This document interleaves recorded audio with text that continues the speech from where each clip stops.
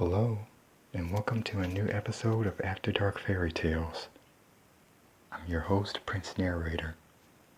I have a new story for you guys, and this one is kind of creepy, but I'll let you guys be the judge of it. The title of this one is called Dr. Shadowbones. This story I wrote myself about a year ago, and I'm going to narrate it to you guys tonight. I hope you guys enjoy it. To all my new subscribers, I would like to say welcome to my channel, and I would like to thank you for all the comments and likes and the support. It's been a pretty busy week for me, busy work schedule, so I haven't had a chance to catch all the comments. But I want to thank you guys for them, and I want to thank the first person who supported me, and if she's listening, she knows who I'm talking about. So I also want to thank her, and I'm really hope you guys enjoy these stories. If anyone would like me to narrate a story, then they can send it to my email at afterdarkfairytales@gmail.com or to my Reddit page. All the links are in my description box below. So I'm going to hop right into this tale, and I hope you guys will like it. So please let me know what you think in the comments. So are you ready to find out who Dr. Shadowbones is? Well, here we go. Cynthia couldn't see what her son was pointing at, but her son Billy could see it. Billy could see something standing on the side of the road beneath the dark trees, and it was smiling at him. Cynthia and her son were trapped on a lonely, long country road. It was in the twilight of night, and a full moon projected a ghostly glow across the night sky.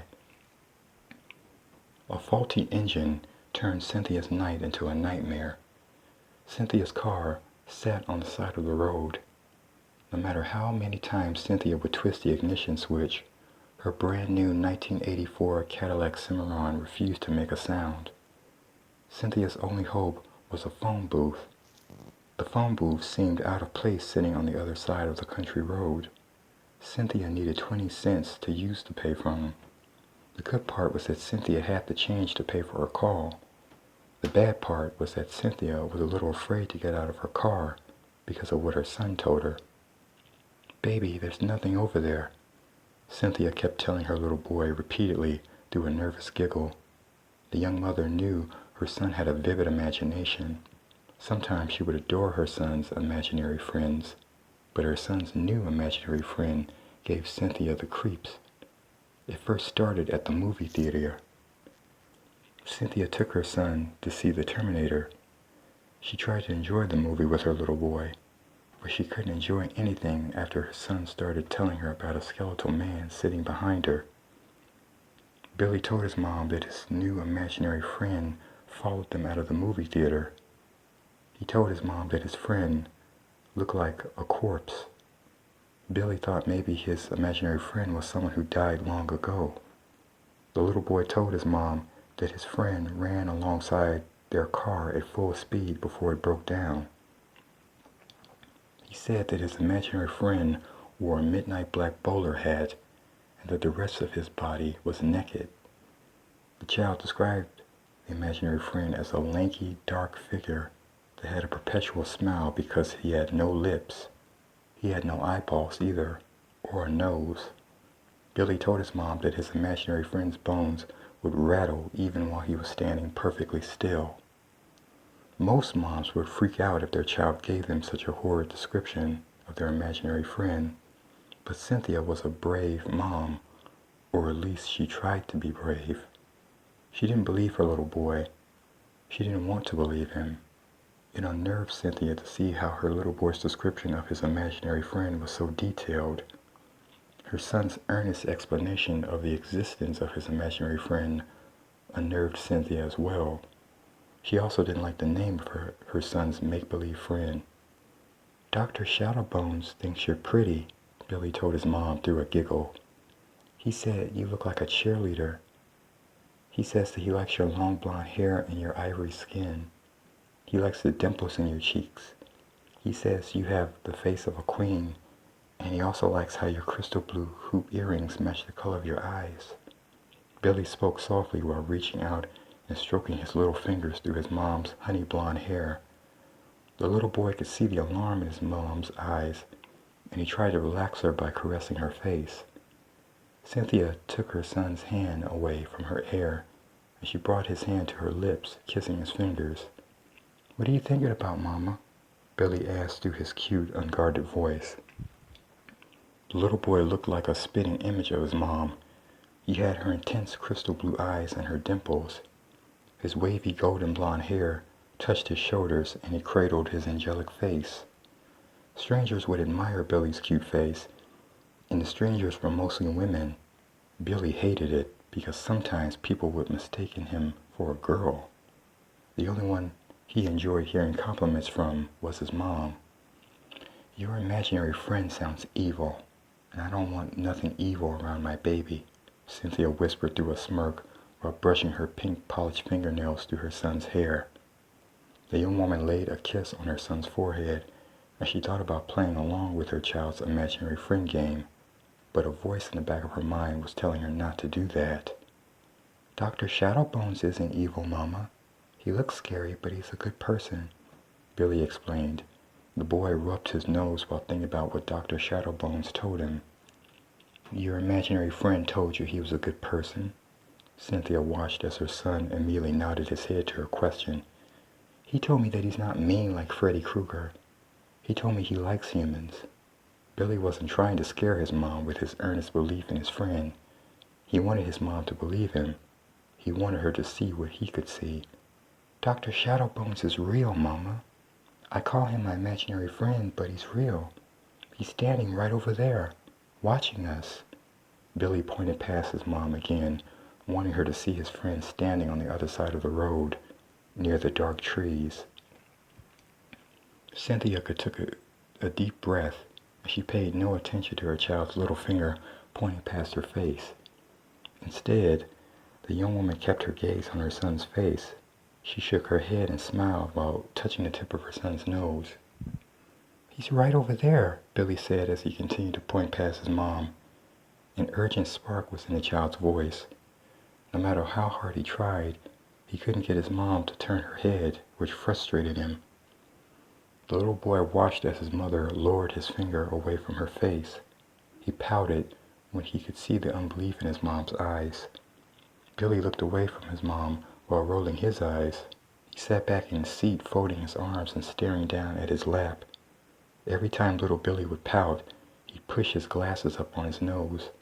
Billy ignored his mom's fingers caressing his chin, and he frowned even more when he heard his mother snickering at him. "You're crazier than me," Cynthia giggled out her words, and she adored the little scowl on her son's face. "You're crazier than your father, too. You know, your dad had a cool imagination like you. That's what made him an outstanding scriptwriter. I was lucky to have your father." Who would have thought that a Hollywood scriptwriter would be attracted to a nurse?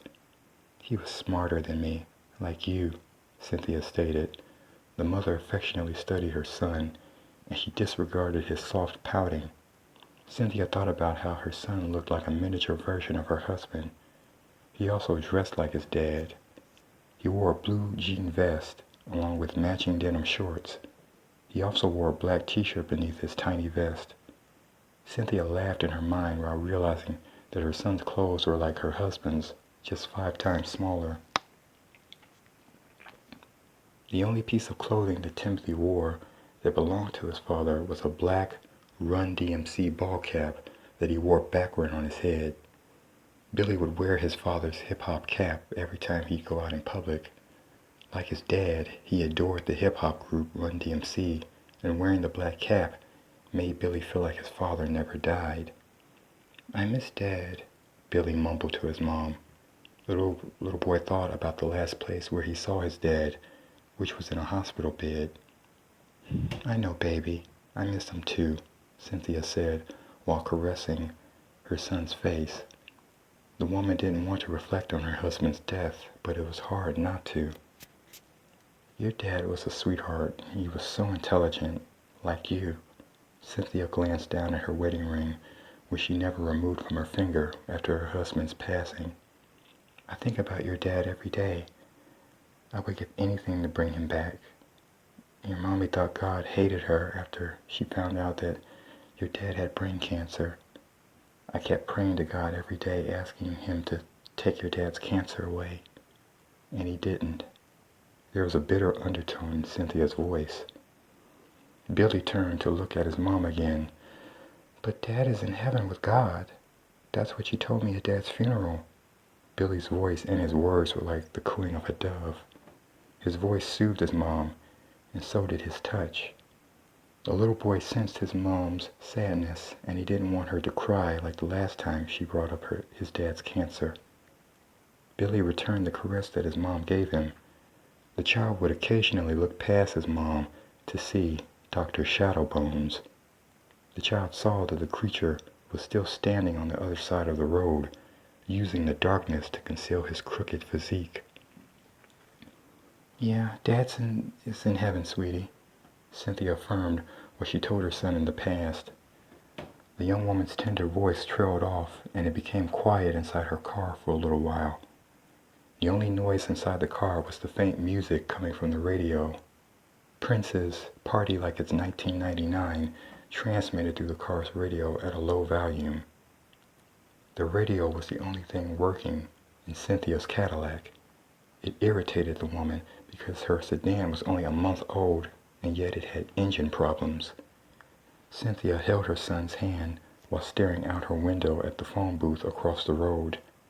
She sighed as she made her plan to get out of the car and make her way toward the payphone.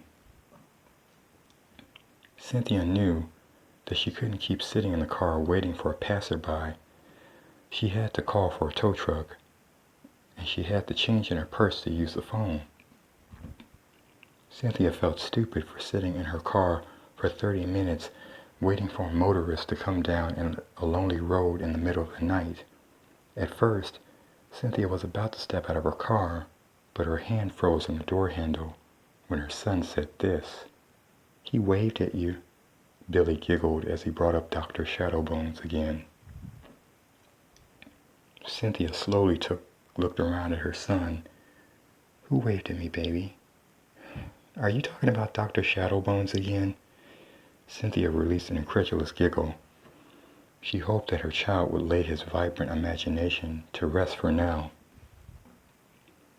Cynthia thought about how she tormented her parents with her imaginary friends when she was a little girl. The young mother figured that she was reaping what she sowed. Cynthia's imaginary friend wasn't as scary like her son's. A beautiful princess was her imaginary friend, and Cynthia didn't understand why her son's friend sounded more like a monstrous foe. Yeah, Dr. Shadowbones waved at you. He's still standing across from us. He can't stand straight up because his back is crooked. He has crooked fingers too, like tree branches. Billy went into a deeper explanation for his imaginary friend's grotesque appearance. The little boy could see the unbelief arising in his mother's eyes again. He was determined to get his mother to believe him. Your imaginary friend is scaring Mommy, Cynthia said to her son through a half-whisper and a suppressed giggle.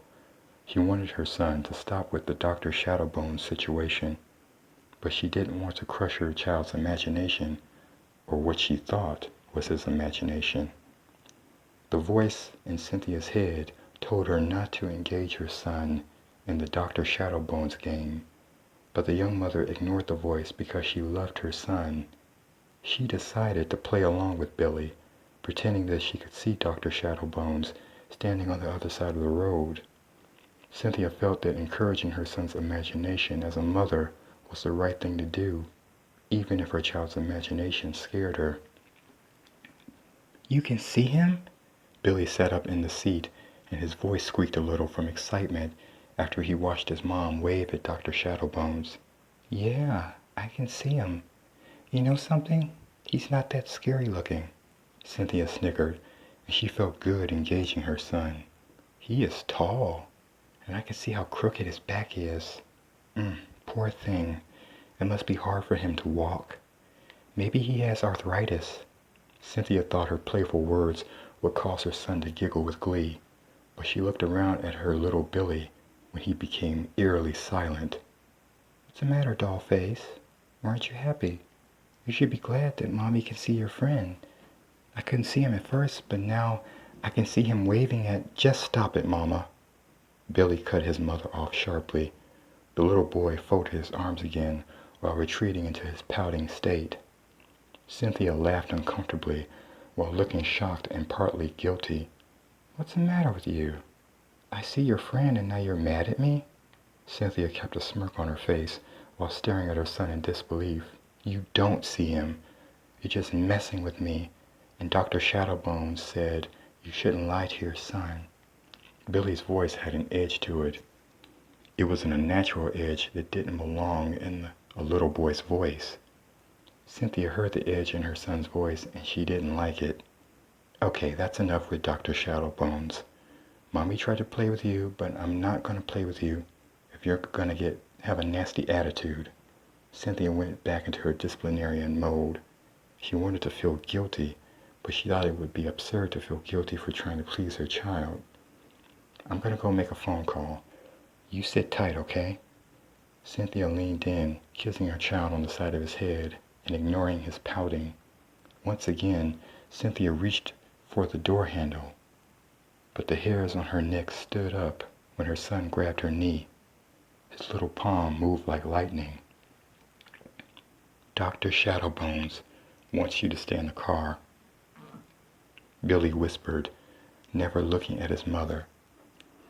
The little boy kept his eyes on his lap, but his hand was locked on his mother's knee. Baby, you're scaring me. It's not cute anymore. Cynthia's voice quivered. The mother was about to say something else, but for some reason her tongue froze when her son spoke again. Dr. Shadowbones said a truck will be here soon, so stay in the car. Billy never lost that edge in his voice. He continued, Dr. Shadowbones knows that you don't believe in him, so he wants you to play a quick game. It'll only take a second. Billy finally looked around at his mom, and his hand was caressing her knee. Okay, fine. One quick game and that's it. Cynthia tried to hide the quiver in her voice, and she tried to maintain an authoritative tone. That voice in Cynthia's head was yelling at her now, telling her not to engage her son, but she ignored it once again. Billy licked his lips before speaking. Dr. Shadowbones wants you to think of a number between 1 and 10. He's going to tell you the number you're thinking about by tapping on the roof of the car. Billy told his mom the rules of the game, and as he spoke, he never blinked while gazing up into his mom's eyes. Cynthia sighed while trying to hide her nervousness. She did what her son told her, and she thought of a number. A half smirk grew on Cynthia's lips when she thought about how ridiculous the whole situation was becoming. She assumed nothing would happen. Her rational adult mind kept telling her that her son had a wild imagination. Cynthia waited to hear something. She was playing her child's game once again, and she thought nothing of it until she heard the first thud on the car's roof. What the? Cynthia blurted out while looking up.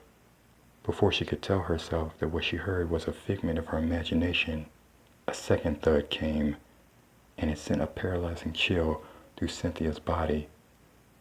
After a minute passed, a third thud came, another minute, and then a fourth thud, another minute, and then a fifth thud. Within 4 minutes, Cynthia heard 6 hard thuds on the roof of her stranded Cadillac. The young woman didn't want to believe what she just heard, but she heard it. It didn't matter if she wanted to believe it or not. What she heard was real. Cynthia engaged her car's automatic door locks.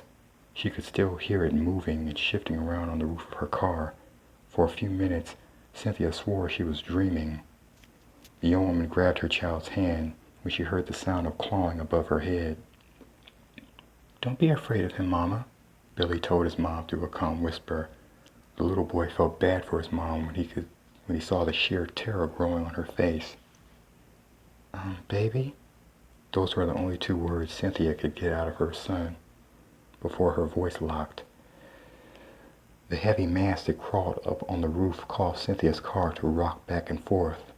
Out of panic, Cynthia locked her trembling fingers on the keys that still hung from the ignition switch. She kept turning the switch, praying for her car to start, but the Cadillac remained dead silent. Cynthia kept turning the ignition switch, knowing that her car wouldn't start. The young woman felt a dreadful shadow come over her while listening to the knocking and clawing sounds on her roof. The voice in Cynthia's head told her that the thing on the roof of her car was going to kill her and her son if she didn't do something. A crazy thought came to Cynthia. She thought about grabbing her son and jumping out of the car, thinking maybe she could outrun the creature on foot. Cynthia froze again when she heard the thing jump down off the roof of her car. She could hear mumbling and grunting coming from the rear of her car. Billy never took his bright and gentle eyes off his mom's face.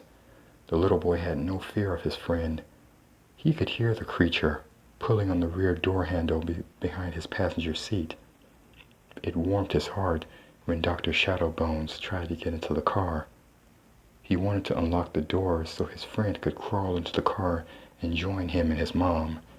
He giggled while listening to the frustrated grunting coming from outside the rear door behind him. Cynthia prayed under her breath while closing her eyes, hoping to wake up from her dream at any time. The mother didn't want to believe what was happening. She refused to believe that what was happening to her was horrifyingly real. Cynthia thought that maybe she was hallucinating. She thought maybe the food server slipped PCP into the soda pops she bought for her and her son at the movie theater. She had a thought that maybe someone laced their popcorn. Cynthia let out a short scream when she heard clawing against the side of her car where her son was sitting. The clawing still came from the back seat, outside the locked rear door. Cynthia almost turned to see what was lurking outside her rear window, but the voice in her head told her not to. She could hear it mumbling to itself and tugging on the door handle like a madman. Dr. Shadowbones would soon be in the car with Cynthia and her child. The creature would soon be in the back seat, reaching out to touch Cynthia. The young woman saw the creature smashing her rear window. Now was the time for Cynthia to grab her son and make her escape. She didn't want to meet Dr. Shadowbones, even though he was her child's friend, who she assumed was imaginary. Dr. Shadowbones might have liked her son, but she feared that Dr. Shadowbones wouldn't like her very much. It seemed hopeless until Cynthia looked into her side mirror to see a spark of hope coming down the long, dark road. It was a truck. Cynthia thought about what her son told her. He told her a truck would come. When she saw the headlights of the pickup truck, the violent tugging on the rear door handle abruptly stopped. Dr. Shadowbones was gone, and Cynthia breathed a sigh of relief when she saw that help was on the way. "Come on, baby," Cynthia let out a gasp between her words while reaching over and grabbing her son. The young woman bolted out of her car with her son cradled in one arm and her other hand waving down the truck. Cynthia stood in the middle of the road, letting the truck's headlights bathe over her body. She wanted to make damn sure that the truck didn't miss her. Cynthia only saw the truck's headlights, and she didn't want to imagine Dr. Shadowbones standing on the shoulder of the road, watching her from behind the darkness. Cynthia wanted the truck to move faster. She kept seeing the creature lunging out into the road and grabbing her and her son. While flagging down the truck, she briefly cut her eyes over to her car and saw that something knocked 6 dents into her roof. Finally, the truck had arrived. For Cynthia, seeing the headlights was like seeing a light from heaven. The young woman wasted no time as she ran up to the driver's side window of the truck to see who her hero was. "You need some help, pretty lady?" A beefy-looking young man with a thick beard and a mullet spoke to Cynthia through a Texas drawl.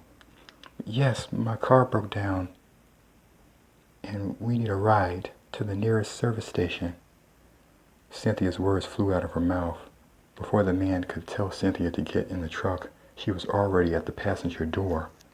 The young woman stepped into the truck's cabin with her bare, slender arms securely holding her child. Cynthia jumped into the man's truck so fast that she left one of her high-heel shoes behind on the road. Billy couldn't stop thinking about Dr. Shadowbones. The little boy preferred to stay in his mother's car. He didn't like riding in a stranger's pickup truck. Billy was sitting close to his mom near the truck's passenger door. He paid no attention to his mother's kiss against the side of his head and her caressing fingers breezing through his hair. "Where you folks coming from?" The man broke the silence inside his truck with his question to Cynthia. "We came from Fort Worth. We went to see a movie there, and we visited my husband's mother."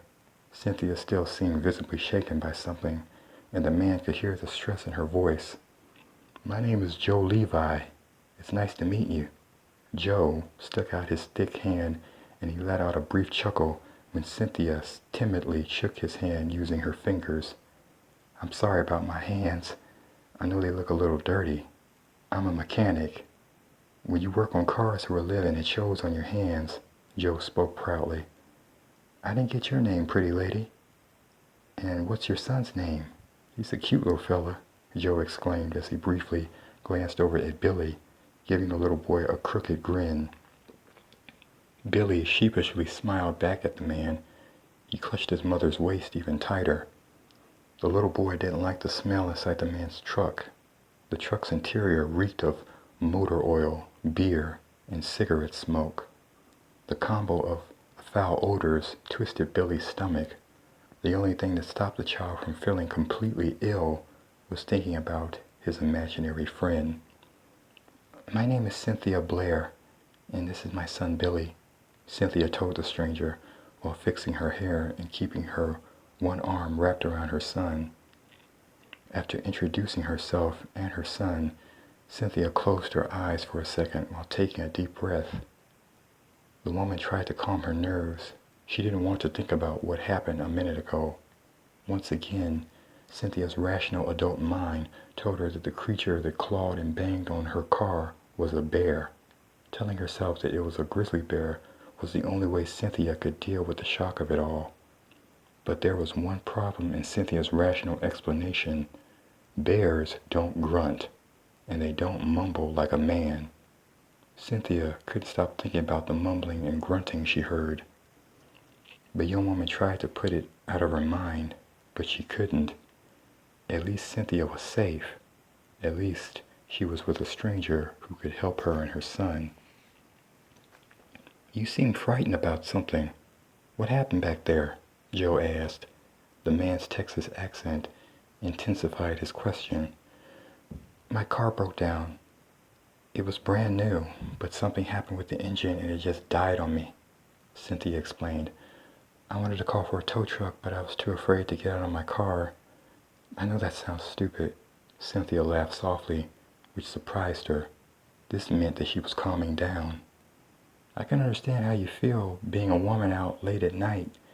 You're with your little boy and you're out here in the dark." Joe paused and snorted. "We always associate danger with darkness. I can understand why a pretty lady like you didn't want to get out of your car. You never know what's watching you in the dark." Joe's rumbly voice shifted the air around Cynthia and her son.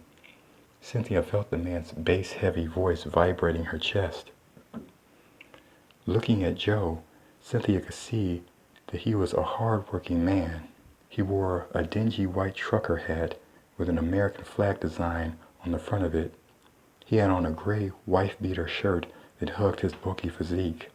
Cynthia saw an Air Force Army tattoo on his bulging bare arm.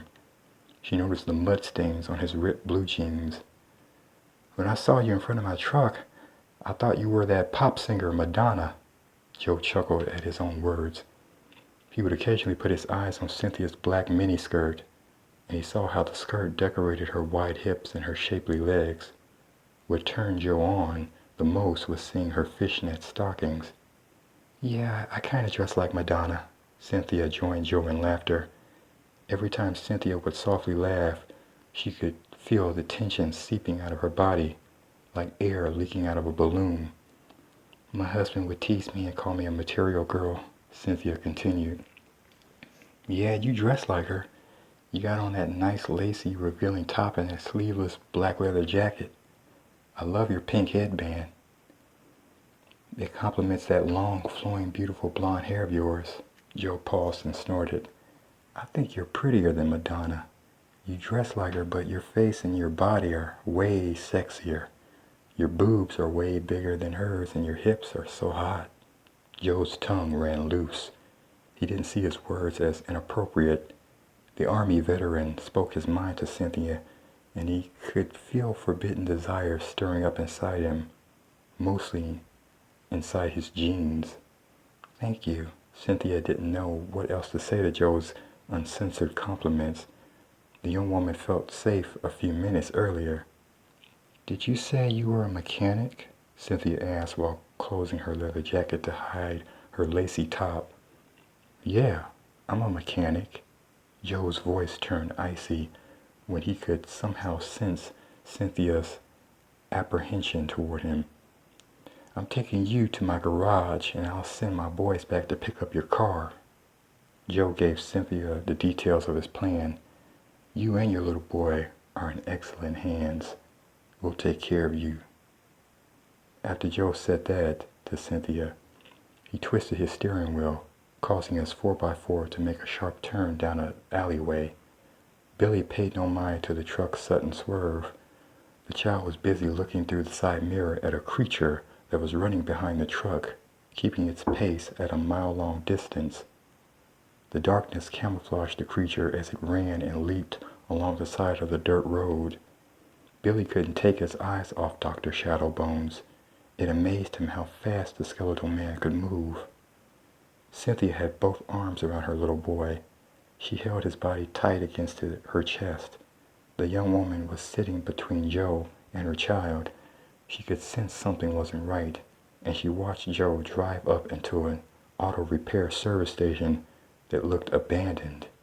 Tall weeds surrounded the garage, and the parking lot looked more like a forest preserve.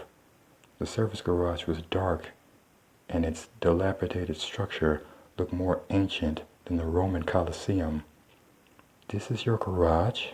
Cynthia asked after she watched Joe bring his truck to a dead stop.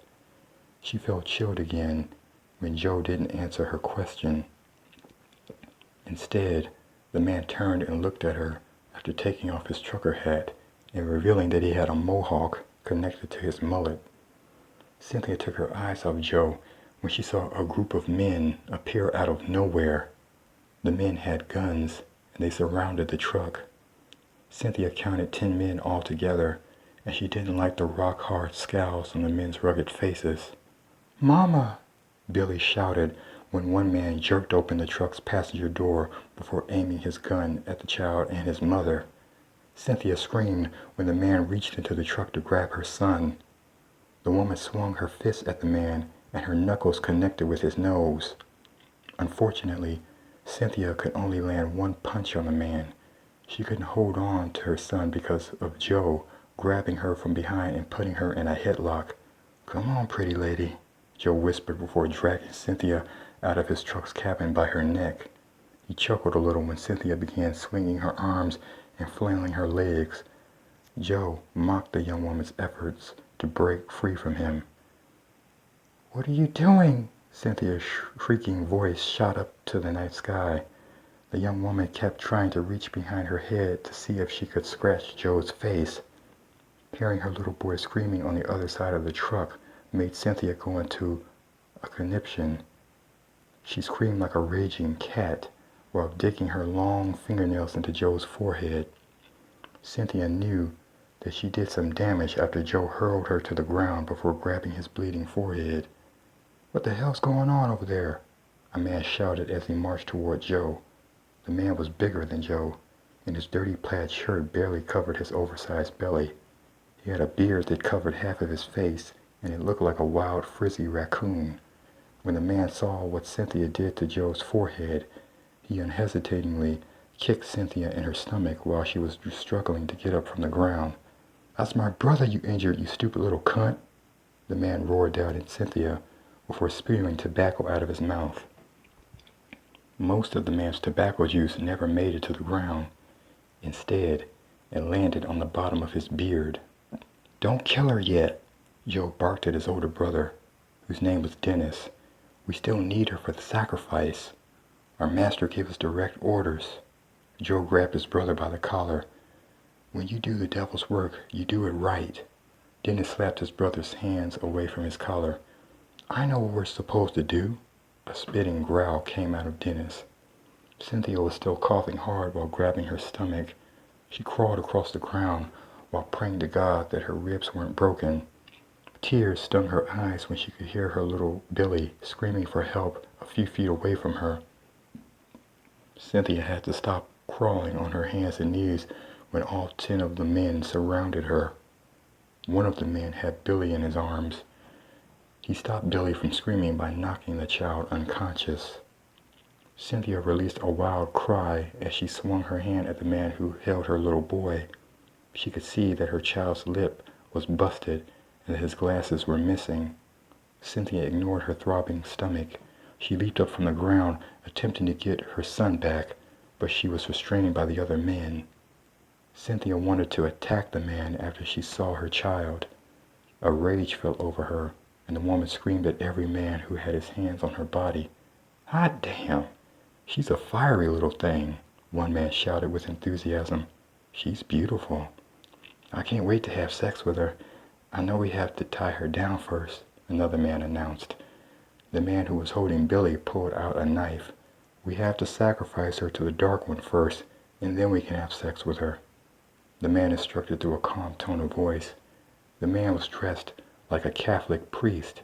His long clergyman cassock was blacker than the night sky. Unlike the other men, he was clean-shaven, and shades of gray peppered his dark, thin-cut hair. The man had a slender build that showed beneath his black robe, and from the way he carried himself, you could easily perceive him as the leader of the men. Cynthia wanted to fall to her knees in her tears, but the men held her up so high that her feet weren't touching the ground. She knew that she'd die painfully, but what she cared about the most was saving her little Billy. Cynthia's heart collapsed when she saw the priest man pull out the knife. "She has a child, which means we have to sacrifice the boy first," the priest man stated to his men. "I'll cut his throat, and I want one of you fellas to catch the child's blood using the goblet." The priest man held up a silver goblet. He proudly handed the goblet to Joe, and he patted Joe on the shoulder. "You did a good job, son. You captured another beautiful woman, and you captured her son as well. Out of all the women we've sacrificed, they've never had a child that we could sacrifice to our Dark Lord. The Dark One is pleased with you." After giving praise to Joe, the priest man brought his knife to Billy's throat. He paused when Cynthia screamed at him, begging him not to kill her son. "No!" Cynthia shrieked. "Please don't kill my baby. Kill me instead." Cynthia sobbed when she could see that her desperate pleading wasn't getting through to the priest man. She could see the robotic, lifeless stare that the priest man was giving her. "Cut the child's throat, Father. The will of the Dark One must be done," a man shouted to the priest man while proudly raising his fist to the night sky. The other men joined in with their prideful roars. "I'm sorry, honey, but your son must die first.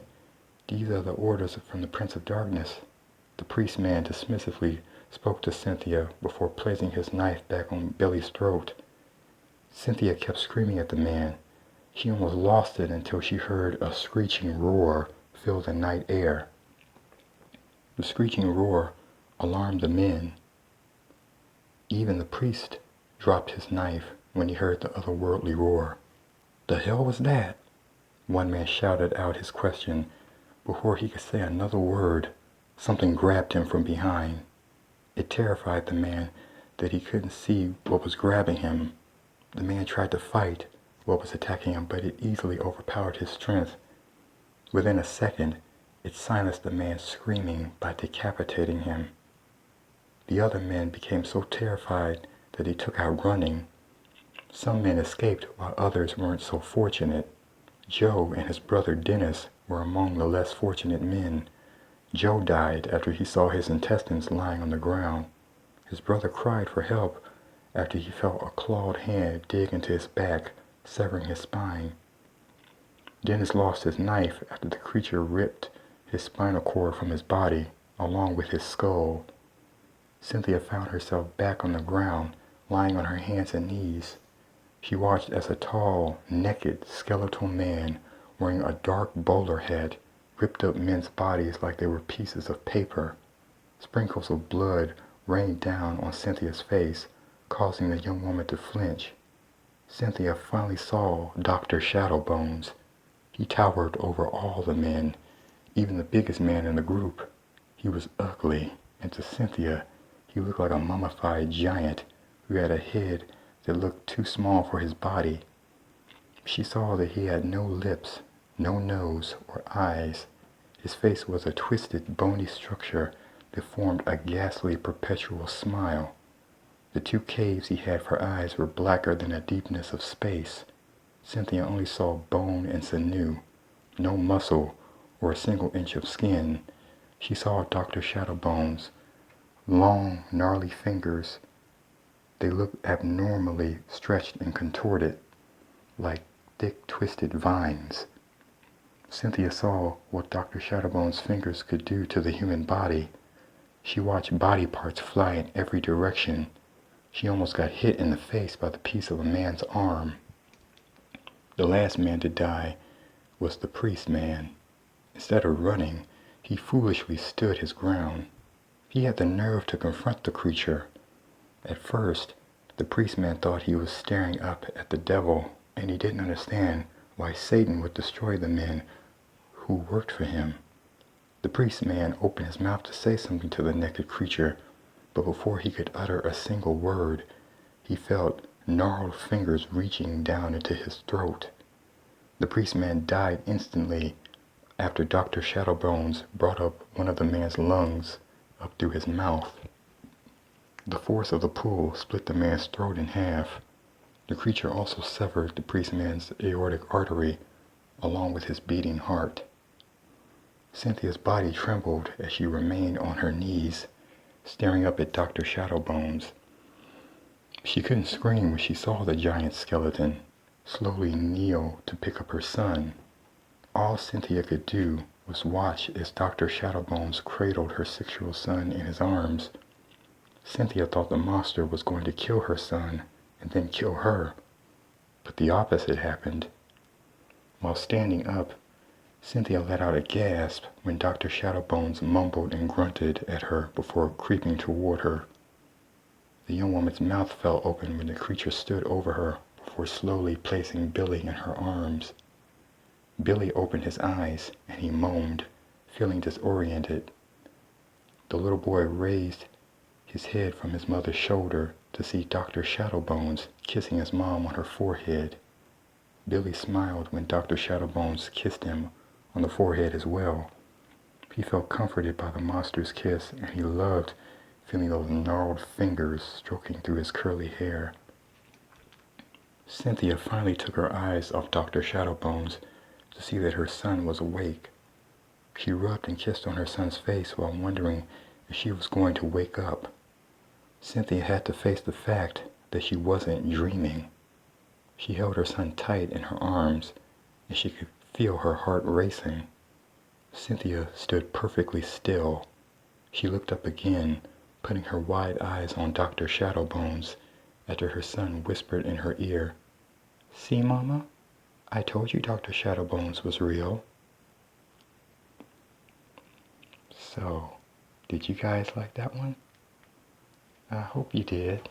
This one was a little longer, so hopefully I can put out longer stories in the future. But yep, I wrote that one a year ago and I wanted to narrate it to you guys. I hope you enjoyed it. If there's anyone who's new to this channel and who's new to these stories, please subscribe so I can narrate more stories to you guys. Once again, I want to thank all you guys for your support and your comments and your likes. And I hope you guys enjoy the stories. I'll be back next time with another After Dark fairy tale. And I really hope you guys enjoyed Dr. Shadowbones. I thought it was kind of creepy, but you guys let me know what you think in the comments. So, until next time, good night, my darlings.